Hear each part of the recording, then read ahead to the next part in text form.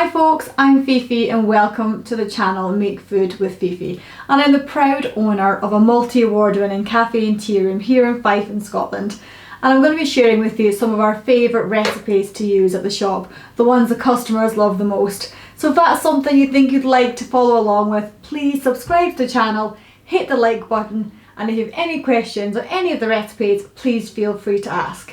Now, one thing the customers absolutely love at the tea room is our tray bakes. So these are no bake tray bakes, really easy to make and things that you could follow along very simply, perfect for doing with the kids or for doing for a family party. And this one is a particular favourite with everybody at the shop. This is our Biscoff white chocolate rocky road, and it is as deliciously filthy as it sounds. It's indulgent, it's sweet, it's sticky, it's gooey, and it's really easy to make. So if you want to follow along, what you will need today is 400 grams of white chocolate, 1 jar of Biscoff spread, 150 grams of mini marshmallows, 50 grams of unsalted butter, and 2 packs of Lotus Biscoff biscuits, or any type of Biscoff biscuits. Now, it's very straightforward. We're going to melt our butter and our white chocolate together in a large pot on a medium heat. Now, if you're just melting chocolate, I'd recommend putting a hot bowl over a pot of water. Now, you can do this in the microwave, however, you need to keep stopping and starting it continuously. So if you do the butter and the white chocolate together, they won't burn and they'll melt together. The butter will help the chocolate melt. So you want to mix that through and let it just melt until it's completely smooth. Now we're going to take our Biscoff, and we're going to melt this at the same time. So open your jar. Now the Biscoff is a very thick pasty spread, like a peanut butter sort of consistency. We're going to weigh out 125 grams of this just now. We need a little bit later on for decorating, but 125 grams goes into our main mix. So we're going to weigh this out into our bowl, and we're going to melt this down as well into, there we are, into sort of a runny paste, really is what we're looking for, almost like a caramel type sauce is what we're aiming for here. Now we're just going to mix these through. We want to make sure that they don't burn or stick to the pan and that they melt to an even consistency. One for the Biscoff and one for the white chocolate. Now while they're melting away, make sure and keep an eye on them and keep checking them and stirring them. We're going to open up our biscuits. Now you don't need to blitz these biscuits up in a food processor or anything like that. We're actually just going to roughly break them up. So you want them to be in different sized chunky pieces. So you don't need it to be exact in any way.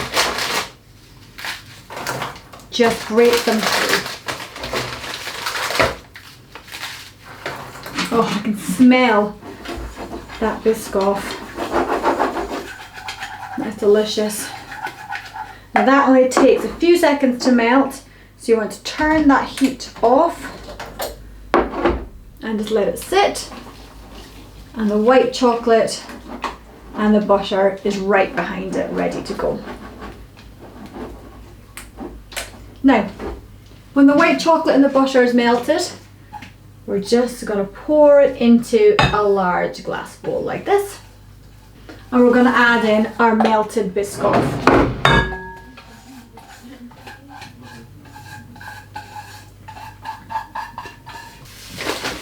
Now we're going to beat these together so the Biscoff and the white chocolate combines. It makes a thick paste. We're going to very quickly pour in a full pack, 250 grams of Biscoff biscuits. And we're going to put in about a third of another pack. We're going to hold some back for decorating on the top. Just like that.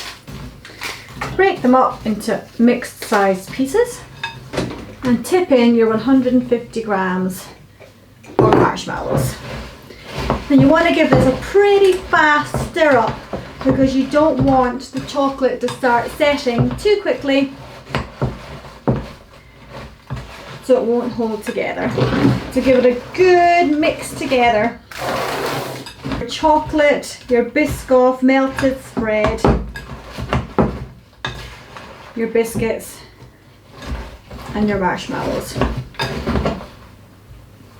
Now just keep mixing it all together to make sure all the biscuits are fully coated in the white chocolate and the Biscoff mix. You don't want to leave it too long because it will start to harden and reset again. So it needs to be nice and sticky and nice and gooey. Okay, perfect. Break up any larger bits of biscuit and then we're going to tip it into a lined rectangular baking tray. Now you can use a metal tray or anything that you have as long as it's going to give a nice even shape at the end. Oh, look at that. That is absolute gooey heaven right there.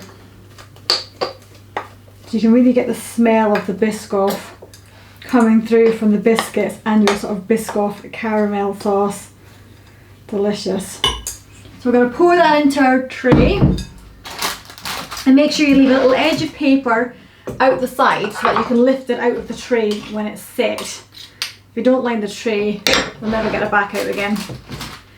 So you just want to use a cold spoon here to press it down into your tray, pushing it into the corners and making sure that you spread it out evenly. And I know you've got uneven sized pieces of biscuit and that's absolutely fine, but you just want to make sure you fill the full tray, pressing it right out to the edges so that when it's cut each slice is relatively the same thickness.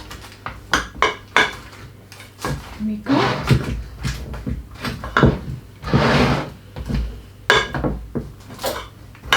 Once that is in and spread out, we're going to decorate the top. So we're going to take our pot back again and we're going to put in another sort of big heaped tablespoon of our Biscoff paste and we're going to let it melt.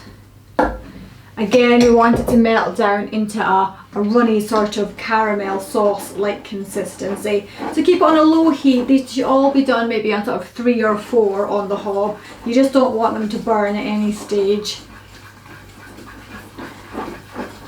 That melts down just in a matter of seconds, so make sure you keep an eye on it and don't wander away from it. So that is perfect. So we're just going to drizzle this roughly all over the top of our tray bake,